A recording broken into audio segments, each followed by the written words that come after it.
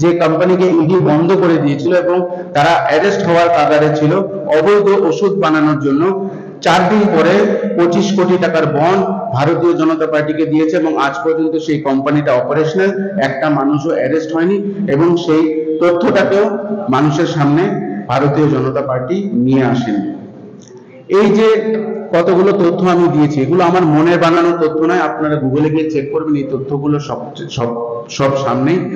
এই তথ্যগুলো আপনাদের সামনে আনার মেইন কারণ হয়েছে আপনাদের বুঝতে হবে যে ভারতীয় জনতা পার্টি হয়েছে একটা মুখোশ, যে সামনে আপনাদের সামনে এসে তো রাম রাম করছে, কিন্তু আপনাদের পেছনে মানুষকে গলা টিপে পয়সা আদায় করার রেকর্ড পার করে দিয়েছে। আপনারা ভাবুন যে এই ইলেকটোরাল বন্ডে 48% টাকা যে ইলেকটোরাল বন্ডের দ্বারা বন্ধন হয়েছিল সেটা বিজেপির পার্টি ফান্ডে গেছে।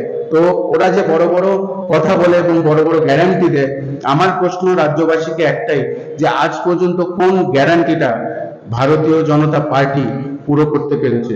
তো তারা গ্যারান্টি দিয়েছিল যে 50,000 চাকরি দেবে, সেই গ্যারান্টিও তারা করতে পারেনি। তারা বলেছিল বাইরের থেকে ভারতের যে কালোবাজারি কালো টাকা, সেই কালো টাকা এনে আমাদের প্রত্যেক জনের অ্যাকাউন্টে 15 লাখ টাকা করে দেবে। 15 লাখ তো ছাড়ুন, 15 টাকা পর্যন্ত তারা দিতে পারেনি।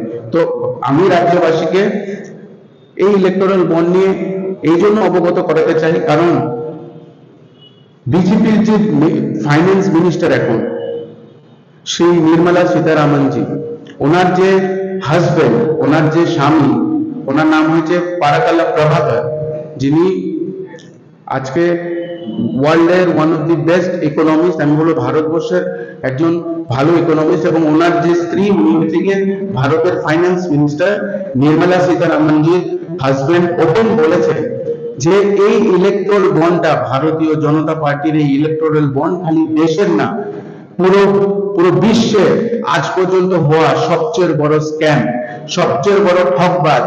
এই বিশ্বেতে এত বড় ঠগি আজ পর্যন্ত কখনো হয়নি, এবং তার খেসারত ভারতীয় জনতা পার্টি মোদী সরকারকে দিয়ে যেতে হবে। কারণ 30 তারিখের মধ্যে এই ইলেকটোরাল বন্ডের মধ্যে একটা সিক্রেট নাম্বার থাকে, যে সিক্রেট নাম্বারটার দ্বারা আপনি বুঝতে পারবেন যে কে এই বন্ডগুলো কিনেছে এবং কাকে এই বন্ডগুলো দেওয়া হয়েছে। এবং আমরা দেখেছি সুপ্রিম কোর্ট অনেকবার বলা সত্ত্বেও এসবিআই এই বন্ডগুলোর যে নাম্বার এবং পুরো ডিটেলস দিতে সক্ষম না, বা ওরা দিতে চাচ্ছে না।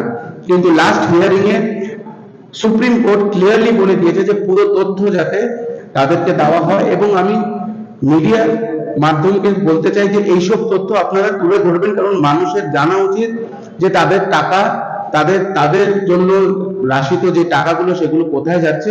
এবং ভারতীয় জনতা পার্টি যে সবসময় বলে যে তারা মানুষের জন্য কাজ করে, তারা নিজেই যে এই দেশের থেকে কোটি কোটি টাকা মানুষের গলার চিপ দিয়ে ইডি এবং সিবিআই কে ব্যবহার করে, যে টাকা তারা নিজেদের পার্টি অ্যাকাউন্টে, নিজেদের অ্যাকাউন্টকে বাড়ানোর জন্য যে তারা এই নোংরা খেলা খেলছে, তার প্রতিবাদে আজকে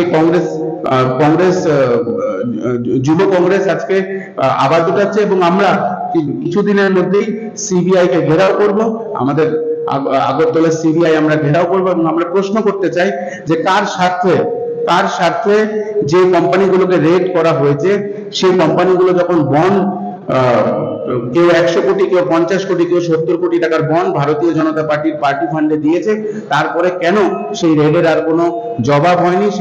সেই রেডটাকে কমপ্লিট না করে ফাইল বন্ধ করে কেন দেওয়া হলো? কারো যদি কোনো প্রশ্ন থাকে বলতে পারে।